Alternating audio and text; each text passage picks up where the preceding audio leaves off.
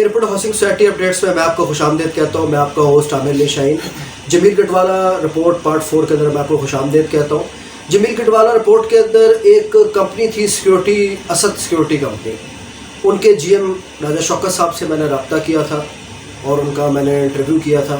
वो इंटरव्यू सबसे पहले आप वो सुने। आज मेरे साथ असद सिक्योरिटी के जीएम साहब राजा शौकत साहब मौजूद हैं। हम उनसे इनकी कंपनी के हवाले से भी जानेंगे और इसके अलावा आपको पता है कि जो रिपोर्ट भी जिस पे हम काम कर रहे हैं जमील कटवाला, उस वाले से भी इनसे क्वेश्चन करेंगे। अस्सलाम वालेकुम राजा साहब, कैसे हैं आप? ठीक ठाक है? अच्छा राजा साहब, पहला तो मेरा आपसे सवाल ये है कि आप कब से सोसाइटी के से मुंसलिक हैं? आप कब से अपना सर्विसेज दे रहे हैं यहाँ? हमने 2013 में से शुरू किया था। अच्छा, 2013 में सितंबर 2013 में। अच्छा। और पहले हमने सेक्टर 4 लिया था। ठीक। सेक्टर 4 में हमने सर्विस देनी शुरू की। ठीक। तो उस टाइम केयर टेकर थे, उनसे ही हमारा जो है ना पहला एग्रीमेंट जो हुआ था। ठीक है। फिर उसके बाद MC आ गई, शेरियार साहब थे, आए थे, ठीक है, थे, इन्होंने फिर साइन किया था हमारा एग्रीमेंट। और वहाँ पे तकरीबन हमने कोई 2 साल काम किया। 2 साल बाद तकरीबन ये 2015 में फिर ये नई MC आई है, इलेक्शन हुए हैं। ठीक है। राणा उबैद MC आई थी 6 जून से। राणा उबैद साहब आए थे। ठीक है। 6 जून को। ठीक है। तो उनके साथ हमने थोड़ा काम किया। तो ये है कि हमने जितना अर्सा काम किया सेक्टर 4 में, पहले हमारे जाने से पहले बहुत सारी वहाँ पे वारदातें हो रही थी, चोरियाँ हो रही थी। लेकिन अल्हम्दुलिल्लाह जितना हमने काम हुआ, जितना अर्सा हमने काम किया है, बिल्कुल क्राइम रेट जो है बिल्कुल ज़ीरो हो गया था। अच्छा। कोई वारदात नहीं वहाँ पे हो रही थी। ठीक। हमने सर्विस अच्छी दी है वहाँ पे। तो जब राणा साहब आए हैं तो इन्होंने तकरीबन जून में आए थे, जून 15 में, तकरीबन 6 जून में। तो इन्होंने हमें बुलाया, हमारी पहले सर्विस देखी। फिर जो एक और कंपनी लगी थी अक्सा सिक्योरिटी, ठीक, वो लगी थी 1 2 3 में। ठीक। तो वहाँ पे वारदातें बहुत ज़्यादा हो रही थी, उनकी कोई ख़ास जो है ना वो प्रोग्रेस नहीं थी। ठीक। तो उनको भी उन्होंने बुलाया। तो हम दोनों से पूछा कि भाई क्या रिपोर्ट ली है हम दोनों से, हमारी जो प्रोग्रेस थी वो अच्छी थी, बेहतर थी। तो उन्होंने हमें ऑफ़र किया जी कि आप मज़ीद अगर इसको बेहतर कर सकते हैं तो हम आपको 1 2 3 भी दे देते हैं। ठीक है। तो 2 महीने उन्होंने, बल्कि 3 महीने का उन्होंने हमारे साथ एग्रीमेंट किया कि 3 महीने आप ये करें। 3 महीने तक अगर आपकी सर्विस बेहतर हुई तो हम आपको चलाएंगे, नहीं तो फिर हम कोई और कंपनी लेके आते हैं। ठीक है। ठीक है। वो 3 महीने के जब हमने वो इनसे किया परमिशन पीरियड, हमने बेहतरीन सर्विस दी और क्राइम रेट जो है ना तकरीबन बहुत कम हो गया था वहाँ पर। ठीक है। उसके बाद जो है ना वो पहले डेली गाड़ियाँ चोरी होती थी, डकैतियाँ होती थी, चोरी की वारदातें होती थी, राजानी की वारदातें होती थी। उसके बाद जब 3-4 महीने बाद हमें वहाँ से चौकी वाले जो पुलिस वाले थे उनसे भी हमारा रब्ता होता था, वो भी हमारी हेल्प करते थे। थोड़े से बाद जो है ना CPO साहब की तरफ से ये आया कि यहाँ इस एरिए में क्राइम इतना ज़्यादा होता था, इतना एकदम से कम कैसे हो गए। उन्होंने जब रिपोर्ट ली तो उन्होंने कहा जी कि मैं सोसाइटी को विज़िट करूँगा। ठीक है। सोसाइटी को उन्होंने विज़िट किया। CPO साहब थे, DSP साहब थे, SSP साहब थे, ये सब लोग आए हैं वहाँ पे। उन्होंने बाकायदा देखा है और उन्होंने बाकायदा अप्रिशिएट किया है कि आपने बहुत अच्छा सिस्टम बनाया हुआ है यहाँ पर। और उस आप देख लें वहाँ से 2015 में, नवंबर 2015 में हमने चार्ज लिया था 1 2 3 का भी। सेक्टर 4 तो पहले हमारे पास था। और उसके बाद आप क्राइम रेट जो है ना वहाँ पर देख लें, जो पुलिस चौकी है जो एयरपोर्ट थाने की है, ठीक है, तो वहाँ से आप पता कर लें कि वहाँ पे क्राइम रेट बिल्कुल न होने के बराबर हो गया था। हमने सारे जो है वो जहाँ जहाँ नाकाबंदी करनी थी, नाके लगा के ब्लॉक कर दी जगह को। कोई बंदा जो एंट्री आता था जाता था उसको हम बाकायदा चेक करते थे। और ये आपको CPO साहब का जो इंटरव्यू हुआ था उसमें भी आपको ये वो खुद बताएंगे कि हमने किस तरह किया। अच्छा सर, आपने इसके बाद राणा उबैद की MC है, उसका टाइम 2015 से 2018 फरवरी तक था, उसके बाद भी कंटिन्यू किया था आपने? जी, उसके बाद भी हमने कंटिन्यू किया है। उसके बाद भी हम चलते, उसके बाद केयर टेकर आ गए थे। अच्छा। उनके साथ भी हम चलते रहे।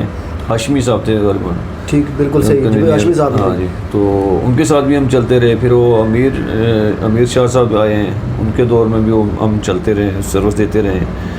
तो उसके बाद जब वो इलेक्शन हुए, इलेक्शन के बाद फिर एक नई MC आई है जिसमें वो कर्नल साहब आए हैं, कर्नल सादुल्लाह बंगश साहब। ठीक। और उनके साथ भी हमने काम किया है। कितना अर्सा आपने सादुल्लाह बंगश साहब के साथ काम किया? उनके साथ हमने काम किया तकरीबन फरवरी में, जनवरी के आखिर में आए थे या फरवरी के शुरू में आए थे वो। अच्छा। और हमने 10 अप्रैल तक उनके साथ काम किया है। अच्छा सर, मुझे बताएं, जमील गटवाला रिपोर्ट के हवाले से मैं आपसे बात करना चाहूँगा। 1.5 करोड़ रुपए की लायबिलिटी राणा उबैद की एमसी पर डाली जाती है और वो आपके ऐसा सिक्योरिटी के हवाले से डाली जाती है। इसके हवाले से हमें थोड़ा बताएं, ये क्या चीज़ है? ये रिपोर्ट पता नहीं किसने बनाई है, किस तरह बनाई है, हमें तो इसका नहीं पता। आपसे कोई रब्ता नहीं हुआ? हमें कोई रब्ता, हमसे किसी ने नहीं पूछा है कि भाई क्या है क्या नहीं है आपके पास।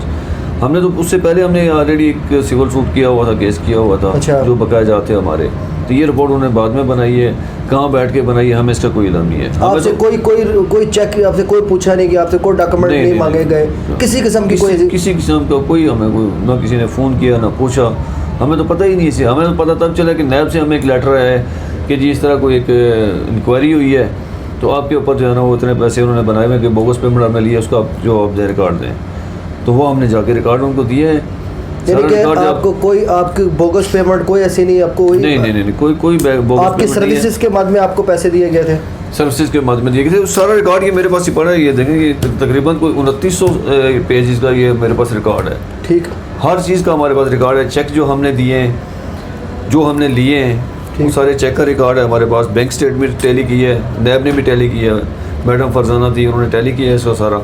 हमारे सईद साहब हैं वहाँ पे अकाउंटेंट हैं, ठीक, उनके साथ और हमारा जो हिसाब था बिल्कुल बराबर आ रहा है, कोई किसी चीज़ में कोई फ़र्क नहीं है। यानी कि ये जितना भी जमील गटवाला रिपोर्ट साहब की, जमील गटवाला साहब की रिपोर्ट है, इसमें जो राणा उबैद के ऊपर 1.5 करोड़ की लायबिलिटी डाली गई है आपकी नज़र में बोगस सारी नहीं, कुछ भी नहीं है। ये कुछ भी नहीं है। जो हमने सर्विसेज दी है हमने उसके मद में पैसे लिए हैं। इसके अलावा तो बकाया हमारे तो काफ़ी सारी पेमेंट अभी बकाया सोसाइटी ने देनी है। अच्छा, मुझे बताएं, मैं यहाँ पे एक ये भी क्लैरिटी आपसे चाहूँगा कि बताएं क्या आपसे जो पैसे जो एग्रीमेंट था अंडर द टेबल को पैसे भी वसूल किए जाते थे राणा उबैद की तरफ से?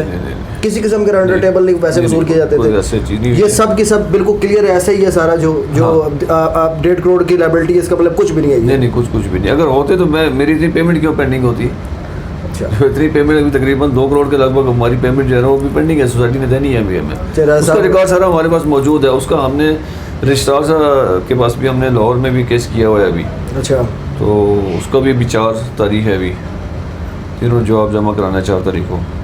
चेहरा साहब बहुत बहुत शुक्रिया। इंशाल्लाह आपके सिक्योरिटी के हवाले से भी इंशाल्लाह आपके पास आएंगे, आपसे इंटरव्यू भी करेंगे इस हवाले से। बाकी इन्होंने एप्लीकेशन लेटर भी हमें दिए हुए हैं। अच्छा, इन्होंने दिए हैं, कर्नल साहब के दौर में भी हमें मिले हैं। अच्छा, कर्नल साहब के दौर में, कर्नल साहब के दौर में भी हमें एप्लीकेशन लेटर मिले हैं। उसके बाद ये कन्वीनियर साहब थे हाशमी साहब, उनके दौर में भी मिले हैं। वो मैं आपको डॉक्यूमेंट भी दे दूंगा आपको। आप बिल्कुल दीजिएगा, इंशाल्लाह हम अपने नाजरीन को वो डॉक्यूमेंट्स आप स्क्रीन पे भी देख सकेंगे। और इंशाल्लाह राज साहब आपसे आइंदा भी मुलाकात भी होगी इस हवाले से, आपके सिक्योरिटी के हवाले से भी बहुत बहुत शुक्रिया आपका। Welcome back. आपने इंटरव्यू सुना, इस हवाले से हम राणा उबैद साहब से भी गुफ्तगू करेंगे। जी राणा साहब, पहले तो अस्सलाम वालेकुम, कैसे हैं आप? ठीक ठाक हैं? अच्छा राणा साहब, अच्छा सिक्योरिटी के हवाले से आपके ऊपर 1.5 करोड़ रुपए की जो उन्होंने बोगस पेमेंट के हवाले से जो उन्होंने मेंशन की है जमील गटवाला साहब ने, पहले तो मैं उनका इंटरव्यू कर चुका हूँ, आपने सुन लिया होगा कि उन्होंने तो बड़ा क्लियर कह दिया। आप इसके बारे में क्या कहेंगे? हमें शाहिद साहब, मुझे तो हंसी आ रही है और मैं क्या कह सकता हूँ। आपने खुद सुना है, आपकी अपनी वर्किंग भी थी बड़ी अच्छी। हमें शाहिद साहब इन्होंने इस पे लिखा है कि राणा उबैद ने असद सिक्योरिटी को 1.5 करोड़ रुपए की पेमेंट बोगस दी है। अच्छा, बड़ी मज़ेदार सी बात है, जितनी पीछे इंक्वायरी हो चुकी है, असद सिक्योरिटी वाले को पता ही नहीं था कि उस पर 1.5 करोड़ रुपया डाल दिया गया। उस गरीब के बच्चे को जब अदालत से नोटिस आया ना, क्योंकि मुझे भी आया उनको भी आया, तो उसने कहा कि मुझे पता ही नहीं रहा कि मेरे पर 1.5 करोड़ रुपया डाला हुआ है। मैं तो अपने मजीद जो पैसे मेरे बकाया है पेंडिंग है, मैं वो तो मांग रहा हूँ। मैं तो उनके खिलाफ अदालत में केस कर चुका हूँ कर्नल साहब के खिलाफ। मेम्बरान सोसाइटी असद सिक्योरिटी, ये वो सिक्योरिटी कंपनी है जिसको सादुल्लाह बंगा साहब ने अपने टाइम पे 4 महीने चलाया। अच्छा, उनके थे वो जॉइंट सेक्रेटरी साहब, क्या नाम है उस लड़के का, मोहिबुल्ला खरोटी साहब, वो बड़ा अच्छा बच्चा है। तो उस बच्चे ने 4 महीने 3 महीने उस सिक्योरिटी को देखा और वर्किंग की उसके ऊपर, तो मगर आपस में इनकी अंडरस्टैंडिंग नहीं हुई। वो उन्होंने एप्रिसिएशन लेटर भी उसको दिया असद सिक्योरिटी को उन्होंने, कि बड़ी अच्छी कंपनी है। अब मेम्बरान सोसाइटी सोचने वाली बात ये है, ये वही कंपनी है जिसको सादुल्लाह बंगा साहब अपनी एप्लीकेशन में बाकायदा 1.5 करोड़ रुपए की लायबिलिटी में फिक्स करवा चुके हैं। अब मामला ये तो नैब में जब असद सिक्योरिटी वाले जाते हैं अच्छा, सिक्योरिटी वालों ने अपने चेक्स दिखाए, अपने अकाउंट्स दिखाए, बाकायदा सोसाइटी के अकाउंट के साथ अकाउंट टैली हुआ नैब में, तो वो परेशान हो गए जमील कटवाला साहब। तो मैडम ने उनसे कहा कि जमील कटवाला साहब, आपने असद साहब को बुलवाया होगा यकीनन, असद सिक्योरिटी को शौकत साहब को बुलवाया होगा। तो शौकत साहब ने कहा जी मैडम मैं तो जानता ही नहीं, मुझे आज तक कभी नोटिस भी नहीं किया, मुझे बुलाया तक भी नहीं है। बड़ी मज़ेदार बात है मेम्बरान सोसाइटी, ऐसी इंक्वायरी 68 करोड़ रुपए की जिसमें किसी भी बंदे को जमील कटवाला साहब ने नोटिस नहीं किया। बिल्कुल, ये तो बिल्कुल फैक्ट है। बुलाया मैंने जितने भी साहबान मोहतरम जितने इंटरव्यूज़ किए, मुझे हर बंदे ने बात की कि जमील कटवाला साहब को तो हम जानते नहीं है कौन है। यार आप किसी को सज़ा देने लगे हैं, किसी के ऊपर कोई चीज़ फिक्स करने लगे हैं, आप बुला के उसका बयान तो लें। ये तो एक आम सी बात है जो आम बंदे को समझ आती है। राना बैद को नहीं बुलाया, बाकी किसी को नहीं बुलाया, गरीब के बच्चों के 1.5 करोड़।